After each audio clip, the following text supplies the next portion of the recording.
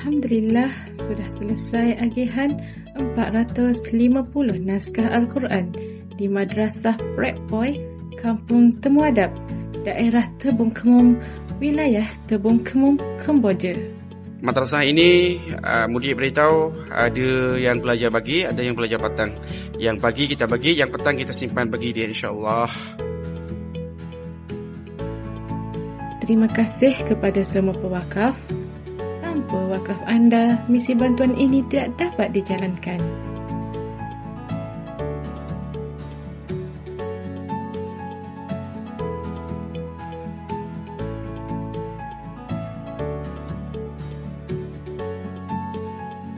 Jazakumullah. Yang lebih kita berikan murid yang tak datang, insyaAllah.